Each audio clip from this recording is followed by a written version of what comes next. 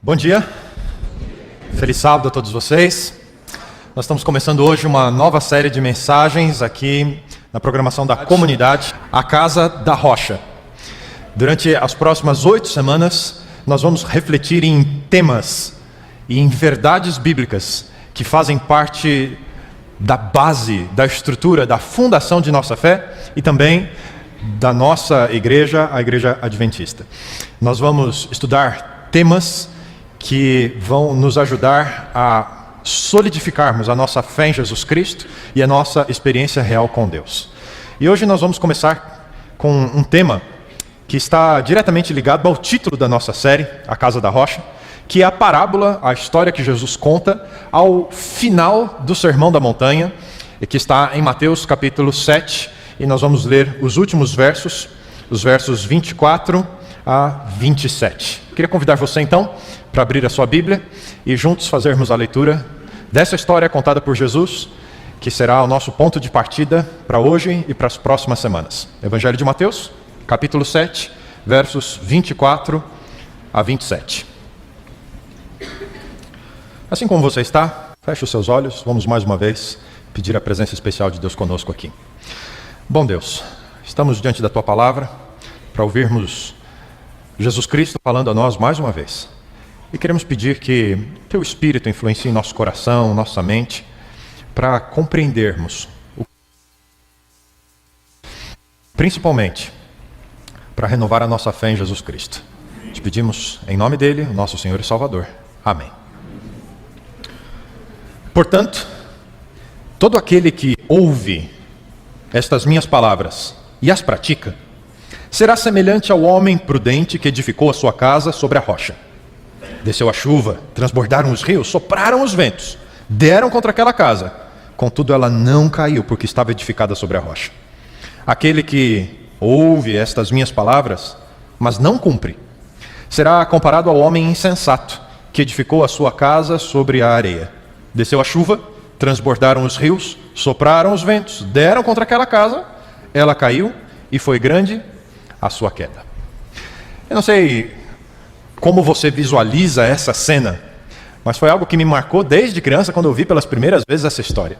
Eu imaginava uma cena assim de litoral, uma praia, e 2 homens, um construindo a sua casa ali na beira-mar, na areia, e eu ficava pensando comigo mesmo, como é que esse cara está construindo uma casa aí, né? Só da gente parar ali, o mar começa a tirar areia debaixo do pé da gente, né? Ele vai construir uma casa. E do outro lado, eu pensava no homem sábio, no homem prudente, naquele que ouve e pratica as palavras de Jesus, como alguém que não teve tanta preguiça e levou o material de construção para a rocha, um penhasco mais acima da praia. Aí eu conseguia visualizar os 2 homens lado a lado, a areia e a rocha. O homem que construiu num sólido fundamento e o homem preguiçoso que construiu na areia. Você visualizava a cena mais ou menos assim também, não? Alguém já pensou assim? A beira-mar, na rocha, beira-mar. É interessante que, mais recentemente, quando eu fui estudar esse tema, eu percebi uns detalhes, alguma diferença na forma como Mateus descreve essa história e como Lucas descreve a história. Na história de Mateus, a cena é muito viva. A chuva desce, os rios transbordam, os ventos sopram, e a casa da rocha permanece, a casa da areia vai embora. Mas Lucas, no capítulo 6, versos 46 a 49, ele descreve a mesma história, e a diferença na narrativa me ajuda a identificar melhor a cena. Verso 46, Jesus faz uma pergunta: por que me chamais Senhor, Senhor, e não fazeis o que eu mando? Qualquer que vem a mim, ouve as minhas palavras e as observa, eu vos mostrarei a quem é semelhante. E aí ele começa a fazer a mesma descrição que Mateus. É semelhante ao homem que edificou uma casa e cavou, abriu bem fundo e lançou os alicerces sobre a rocha. Vindo a enchente, bateu com ímpeto a corrente naquela casa e não a pôde abalar porque estava fundada sobre a rocha. Mas o que ouve e não pratica é semelhante ao homem que edificou uma casa sobre a terra, sem alicerces. E quando a corrente bateu com ímpeto contra aquela casa, ela logo caiu e foi completa a sua ruína. Na verdade, os homens estão lado a lado, construindo no mesmo terreno. Mas um homem se dedica a abrir a terra o mais fundo que ele pode, até alcançar a rocha onde ele lança o alicerce da sua casa. E o outro, descuidado, acha que vai ser difícil chegar na rocha e para a sua construção logo ali no primeiro estágio. Recentemente, por causa da crise hídrica em São Paulo, o condomínio onde eu moro fez uma reunião e eles decidiram abrir um poço artesiano. Então foi contratada uma empresa e vieram os planos, os projetos de como aconteceria. Previamente, precisaria ao redor de 250 metros de escavação para atingirmos água. Eu moro no alto do bairro do Ipiranga e a água da Sabesp não chega ali de jeito nenhum, né? O nosso condomínio fez uma economia de aproximadamente 40% do uso da água e ainda assim era difícil de encher a caixa d'água de água ser firme para a gente ali. Começou-se então a escavação e os primeiros 100 metros deveriam ser o sedimento e então alcançaria-se a rocha mais 150 metros de perfuração, 250. Mas quando começou a escavar, passou 100 metros e não alcançou a rocha.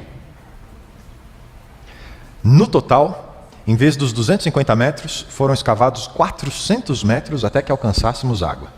Graças a Deus estamos livres da Sabesp. Mas o fato é que, às vezes, a gente precisa cavar mais do que a gente estava esperando. E foi mais fundo até encontrarmos a rocha e finalmente encontrarmos a água. A diferença dos dois homens na parábola é que um está disposto a cavar tão fundo quanto ele possa, a fim de alcançar a rocha. E o outro se detém na superfície e não busca profundidade. O que tudo isso significa? Bem, olhando os relatos tanto de Mateus quanto de Lucas, a gente encontra algumas frases que são chave na nossa compreensão do que Jesus está falando aqui. Jesus está concluindo o Sermão da Montanha. Ele tem em seus ensinos uma repetição e uma ampliação de conceitos que já estavam presentes no Antigo Testamento, a revelação da vontade de Deus ao longo das eras, e Jesus Cristo está renovando com a sua audiência quais são os fundamentos do seu reino. E é interessante essa frase que aparece no Evangelho de Lucas: quem vem a mim. Essa é uma fórmula que Jesus usa diversas vezes no seu Evangelho. Por exemplo, talvez a mais famosa: quem quer vir após mim, negue-se a si mesmo, tome a sua cruz a cada dia e siga-me. Essa fórmula é uma fórmula de discipulado. Não é aquele que vem para ter um encontro com Jesus, é aquele que vem para segui-lo, para tornar-se um discípulo. Nesse dia especialmente do Sermão da Montanha, os 12 haviam sido separados para o ministério junto com Jesus Cristo. Qualquer um que quisesse seguir o exemplo dos 12, deveria ouvir as palavras de Jesus e praticá-las. Outra frase que chama a atenção na história dos dois fundamentos, quando Jesus fala, ouve as minhas palavras, é aquele que está disposto a gastar tempo com Jesus e compreender quais são os ensinos de Jesus, quais são as orientações, quais são os planos dele para a minha vida, o que Jesus tem para mim. Precisamos estar dispostos a conhecer aquilo que Jesus fala. Observa as minhas palavras ou pratica os meus ensinamentos. É o conceito da obediência. Nós vamos daqui a pouco refletir um pouco mais juntos sobre essa questão. Mas Jesus está dizendo que não basta saber aquilo que ele ensina ou conhecer as orientações, os princípios de Deus, mas nós precisamos também obedecê-los, praticá-los. Em outras palavras, a casa que nós estamos construindo é a nossa experiência cristã, a nossa prática em seguir Jesus Cristo, em sermos seus discípulos. E existem duas formas de fazermos isso. Ou achamos que sabemos o suficiente dos planos de Deus para a nossa vida e seguimos a nossa vida cristã, ou, na experiência de Lucas, cavamos fundo, cada dia mais, para encontrar o firme fundamento da nossa fé, entendermos melhor, para que se torne mais claro a cada dia o que é a vontade de Deus para nós, a fim de obedecê-lo. A rocha é Jesus Cristo. Seu exemplo, seu ministério, seus ensinos, seus planos para a nossa vida, o convite que ele nos faz diariamente para segui-lo em cada aspecto da nossa vida. Essa é a parábola, essa é a história que Jesus conta para encerrar o seu sermão. Tudo isso que vocês ouviram hoje? Talvez vocês estejam admirados da minha doutrina, ninguém tenha falado como eu falei antes, mas isso tudo só será útil e proveitoso se vocês cavarem cada vez mais fundo os meus ensinamentos e construírem a casa espiritual de vocês nos meus ensinos. A cada semana, a partir de hoje, nós vamos juntos refletir em alguns temas que são ensinos preciosos de Cristo Jesus e que são a base, o fundamento da nossa vida ao lado dele. O tema de hoje, a doutrina bíblica da salvação. O que é importante sabermos e o que precisamos fazer em relação à doutrina bíblica da salvação. E eu gostaria de também dizer a você que nas próximas semanas teremos diversos temas que vão exigir de você uma reflexão e um comprometimento, uma resposta ao convite que os ensinos de Jesus fazem para mim e para você. E dessas respostas depende a construção da casa espiritual em que nós estamos escolhendo para nós. Firmada na rocha, firmada na areia. Sobre a doutrina bíblica da salvação, eu queria convidar você para irmos a Apocalipse, capítulo 13, verso 8. Dois elementos estão juntos nessa afirmação que o livro de Apocalipse faz a respeito da salvação e que são importantes para nós. E nesse primeiro momento eu gostaria de convidá-los a refletir sobre o que preciso, o que devo saber a respeito da doutrina bíblica da salvação. O que é importante, o que não posso deixar passar. Quais são os elementos essenciais da doutrina da salvação para que eu a compreenda bem. Verso 8, João escreve no livro de Apocalipse: todos os que habitam sobre a terra a adorarão. Está falando sobre a adoração que não vai para Deus, mas vai ao sistema que se levanta contra Deus. Esses que adoram a besta, cujos nomes não estão escritos no livro da vida do Cordeiro, o Cordeiro que foi morto desde a fundação do mundo. Que história é essa de Cordeiro morto desde a fundação do mundo? Aqui nós temos dois elementos essenciais para a doutrina bíblica da salvação: o Cordeiro e a morte do Cordeiro. Você se lembra quando pela primeira vez na história bíblica o conceito de morte é apresentado? Você que está em casa, lembra? Gênesis capítulo 2, verso 17. Deus chama Adão e Eva e diz a eles: vocês podem comer de toda a árvore que está aqui no jardim, com exceção de uma. A árvore que está no centro do jardim, a árvore do conhecimento do bem e do mal, dela vocês não devem comer, porque no dia em que comerem do fruto dessa árvore, certamente morrerão. Essa é a primeira vez na Bíblia que o conceito de morte é apresentado. E eu fico pensando aqui, foi um desafio para Adão e Eva, né? Como é que você pode entender algo que você nunca viu? Eles só conheciam a vida. Nada ao redor deles havia experimentado morte. Nada. Deus simplesmente apresenta um conceito totalmente novo a eles que eles não têm condição de compreender. Eles precisam confiar no que Deus está falando. Seja lá o que seja isso, não é bom, é melhor eu evitar. Morte. Infelizmente eu e você conhecemos muito bem a morte. Acontece constantemente, está ao nosso redor todo o tempo. Cada vez que você vai a qualquer veículo de informação, você encontra ali a notícia sobre alguém que perdeu a sua vida. Você e eu já perdemos muitas pessoas. Morte. Por que existe a morte? Alguns textos são especiais para a gente compreender esse conceito. Romanos, capítulo 6, verso 23. Paulo nos conta a origem da morte. Qual a explicação para a morte?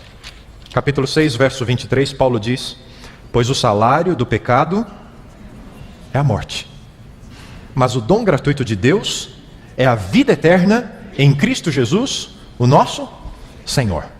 Por que existe a morte no nosso mundo, na nossa experiência? Por causa do pecado. No dia em que Adão e Eva romperam a sua lealdade para com Deus, deixaram de confiar na sua advertência: se comerem do fruto experimentarão a morte. A partir desse dia o pecado entrou no mundo. No mesmo livro de Romanos, se você virar a página, capítulo 5, verso 12, Paulo vai nos dizer: pelo que como por um homem entrou o pecado no mundo, e pelo pecado a morte, assim também a morte passou a todos os homens, porque todos pecaram. A morte é consequência da realidade do pecado na nossa vida. Todos nós temos uma ligação com o pecado. Faz parte da nossa natureza humana. Quem ensinou a minha filha quando ela era pequenininha as palavras: não, esse brinquedo é meu? Quem ensinou isso para ela? Fui eu. pelo simples fato dela ser minha filha. Gênesis capítulo 1, versos 26 e 27, diz que nós fomos criados, Adão e Eva foram criados à imagem e semelhança de Deus. Mas após Gênesis 3, a queda, o pecado do homem, nossa natureza mudou. Conhecemos o mal agora. Algo que não tínhamos, temos. E a gente passa para os outros aquilo que a gente tem. Gênesis capítulo 5, verso 3, diz que Adão teve filhos e filhas, e os gerou à sua própria imagem, à sua semelhança. Adão não podia mais passar para os seus filhos aquele que ele não tinha mais. Passa para nós o pecado, e pelo pecado, a morte. Mas o texto de Romanos capítulo 6, verso 23, diz que apesar do salário do pecado ser a morte, o dom gratuito de Deus é o quê? A vida eterna em Cristo Jesus. E aqui a gente se encontra na mesma situação de Adão e Eva, diante de algo que Deus está falando que pode ser nosso, mas que a gente não sabe o que é. Ou você sabe o que é vida eterna? A gente conhece a vida limitada pela morte, a vida que todo mundo conhece. Vida eterna está para nós como morte estava para Adão e Eva. Só existe para nós por fé. E a nossa dificuldade em compreender o assunto da morte e da salvação é algo chamado mérito. Se a gente espera receber aquilo que a gente se dedicou a fazer, no nosso caso, espiritualmente falamos, a única coisa que a gente tem para receber, por causa da vida que a gente tem, é o quê? É morte, porque somos pecadores. E é aqui que entra o elemento novo de Apocalipse 13, verso 8.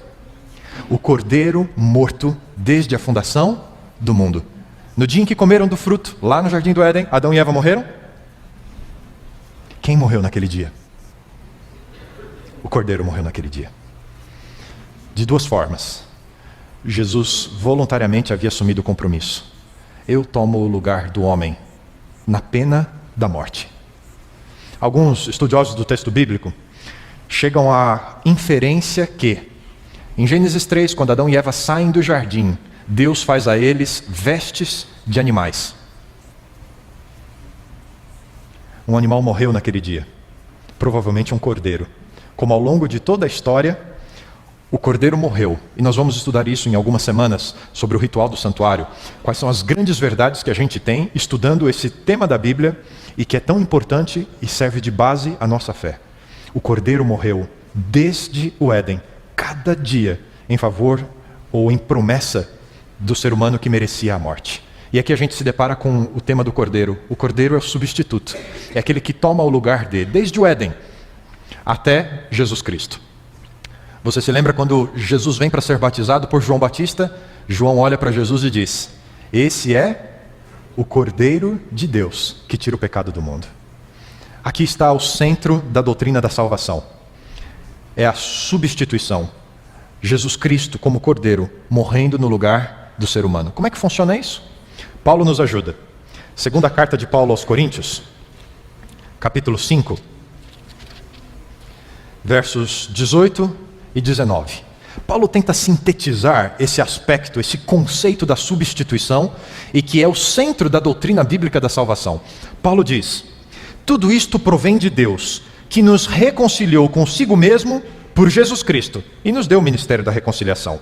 Em outras palavras, Deus estava em Cristo reconciliando consigo o mundo, não imputando aos homens os seus pecados, e nos confiou a palavra da reconciliação. E o verso 21, Paulo sumariza, sintetiza esse conceito com as seguintes palavras: aquele que não conheceu o pecado, Deus o fez pecado por nós, para que nele fôssemos feitos justiça de Deus.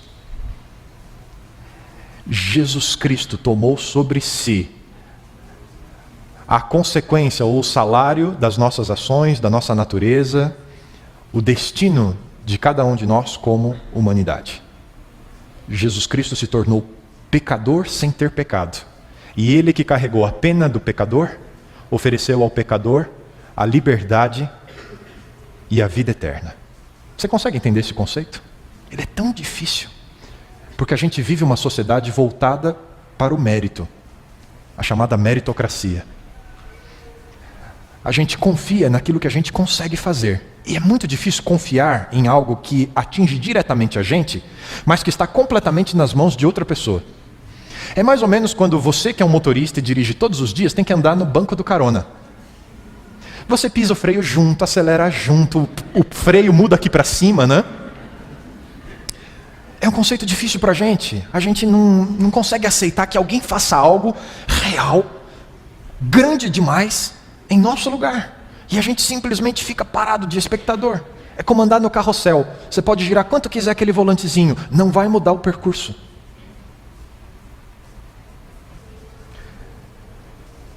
Ainda em Romanos capítulo 5, no mesmo texto em que no verso 12, Paulo havia dito que como por um só homem entrou o pecado e a morte no mundo, Paulo diz o seguinte nos versos 18 e 19. Pois assim como por uma só ofensa veio o juízo sobre todos os homens para condenação, assim também por um só ato de justiça veio a graça sobre todos os homens para justificação e vida. Pois como pela desobediência de um só homem, muitos foram feitos pecadores, assim pela obediência de um, muitos serão feitos justos. Difícil isso, né? Você ser considerado justo por algo que você não fez. Você receber algo sem ter merecido aquilo. Deus me concedeu uma oportunidade de vivenciar esse conceito na prática. Algo muito concreto que marcou demais a minha vida. Durante a faculdade de teologia, eu tinha uma certa confiança na minha capacidade de assumir os compromissos financeiros de minha família. Foi a minha faculdade, a faculdade da minha esposa e mais o dia a dia. A gente precisava viver, tinha que pagar aluguel, essas coisas.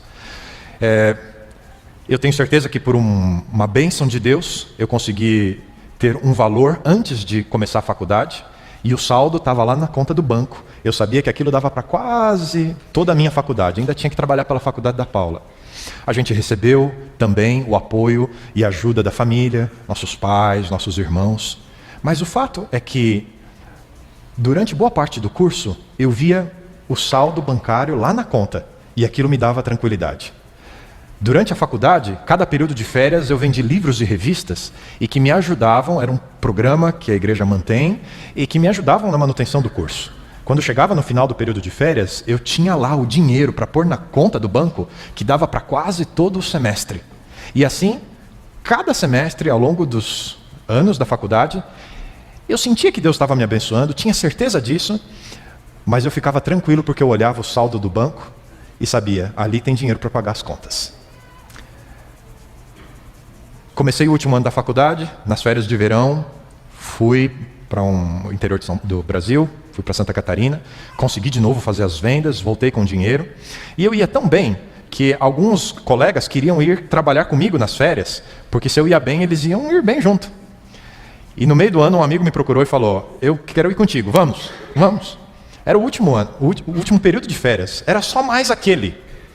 E nós fomos trabalhar no interior de São Paulo, era o ano da Copa do Mundo, 2006.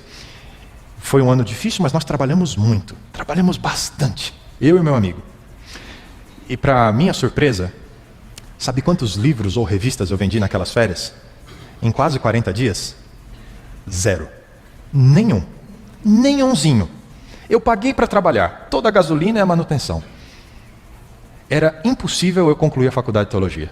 Eu não ia ter condições de fechar aquele semestre. Como é que eu ia pagar minha faculdade, a faculdade da minha esposa, o aluguel e comer durante os próximos 6 meses? Eu ia ter que parar minha vida por 1 ano, porque as disciplinas daquele último semestre só seriam oferecidas no segundo semestre do ano seguinte. Eu não tinha a menor condição de voltar e concluir a faculdade, porque eu não tinha dinheiro no banco. Tudo o que o meu esforço me proporcionou ao final de um período de férias foi um 0 bem grande. Nada. Quando estávamos no último dia, acabou mesmo, não tem jeito, vai começar as aulas, temos que ir. Eu e meu amigo tivemos uma conversa. Ele me disse, Fabiano, eu estou pensando até agora o que é que Deus queria com a gente, porque a gente fez tudo certinho. Trabalhamos bastante e nada. O que será que Deus tinha para a gente? E eu falei, eu estou fazendo a mesma pergunta até agora e não encontrei a resposta. Ele falou, mas eu acho que Deus me respondeu. Meu amigo disse para mim, olha, Deus falou comigo. Eu tenho um dinheiro guardado, economias, e Deus falou para eu te dar esse dinheiro para você pagar a sua faculdade.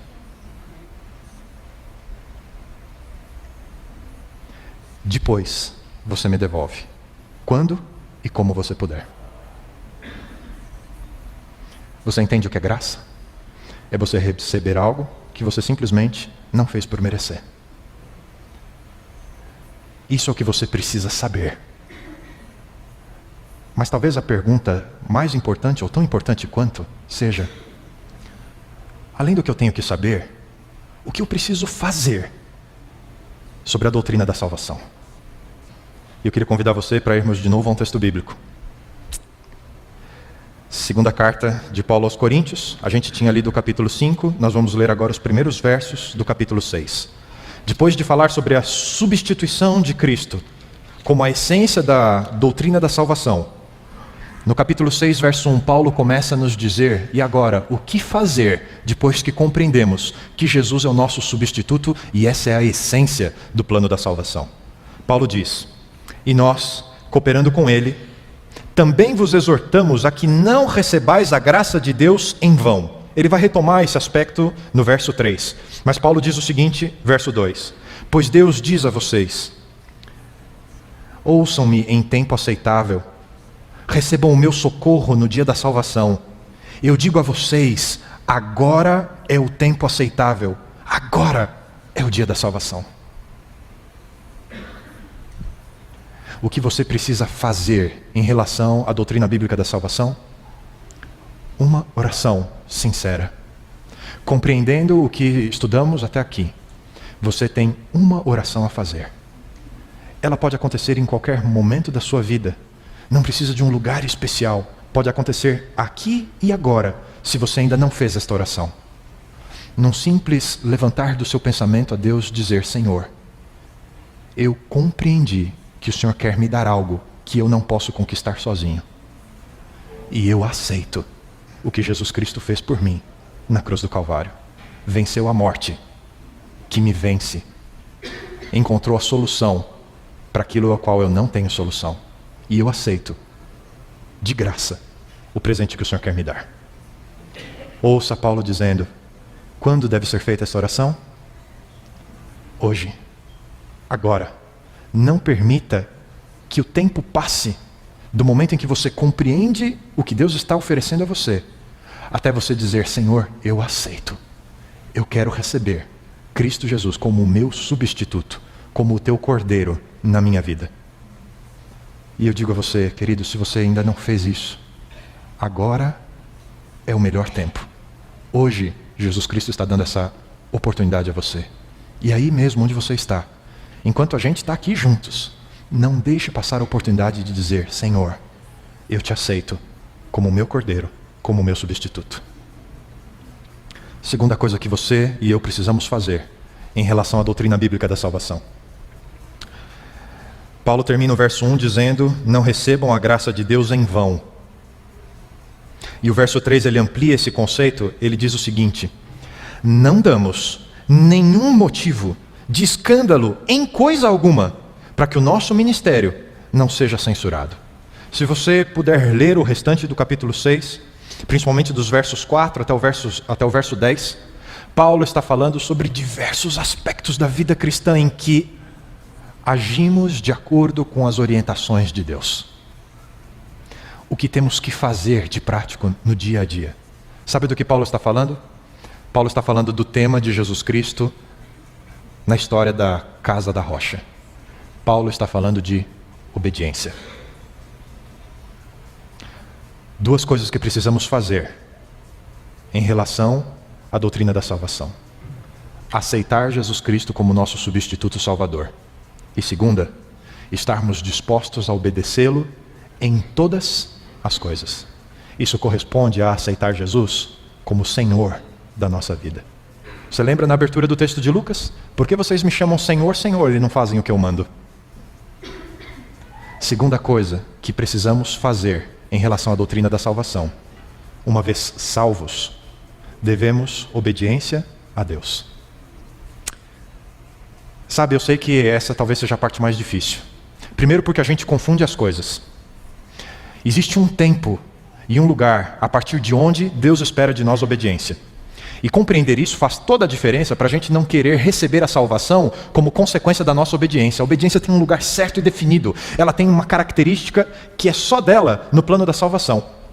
Antes da salvação, Deus espera obediência de mim e de você? Não. Ele espera que eu obedeça, que eu cresça em perfeição, em santidade, para que Ele me salve? Não. A salvação ocorre antes que eu tenha feito qualquer coisa para merecê-la. E aqui entre nós, nada do que eu faço vai fazer com que eu mereça a salvação. Sabe, quando em Êxodo capítulo 20, nós encontramos os 10 mandamentos, o texto começa assim: eu sou o Senhor que libertei vocês da terra do Egito. Agora, depois de estarem libertos, depois de terem sido salvos, agora vocês vão fazer o seguinte: não tenham outros deuses diante de mim, não façam imagens de escultura, respeitem o meu nome. Agora vocês me obedecem. Mas eu salvei vocês antes de vocês me obedecerem. E eu não esperava a obediência de vocês antes. Mas agora que vocês estão salvos, agora vocês obedecem. Você entende? Antes a obediência não conta, mas agora Deus a espera de nós. Deus espera obediência em cada detalhe. E aqui está o grande segredo. Eu queria ler para vocês de novo Romanos capítulo 6. E agora os versos 15 e 16.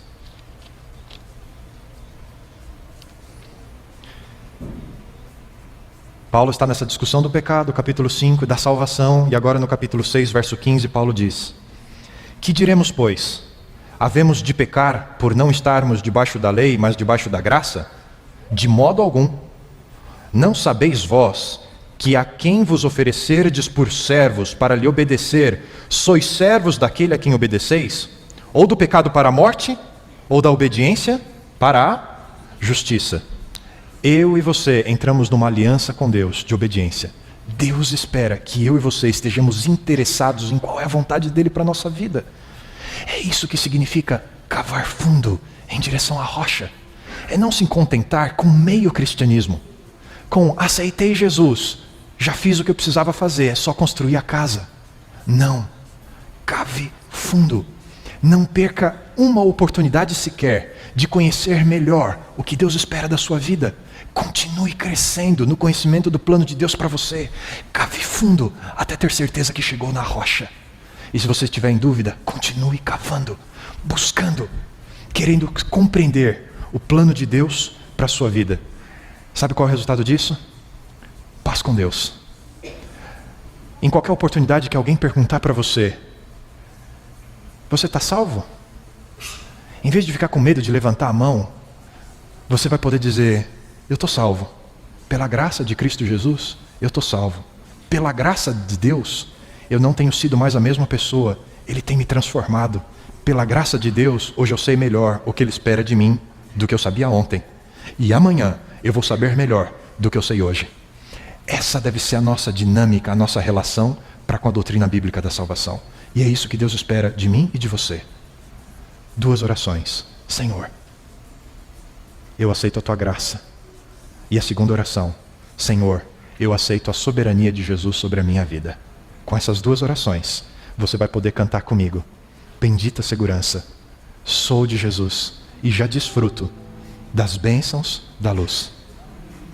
Você gostaria de cantar comigo essa linda oração? Talvez você conheça muito bem essa música, tenha cantado ela diversas vezes. Mas eu queria que hoje, nessa manhã, essa linda canção, a poesia dela, seja a sua oração: Senhor, eu estou em paz contigo, porque eu aceito Senhor Jesus como meu Salvador, e aceito viver as suas orientações, submisso, eu vou caminhar. Você canta comigo? Faça dessa a sua oração de fé a Jesus Cristo esta manhã.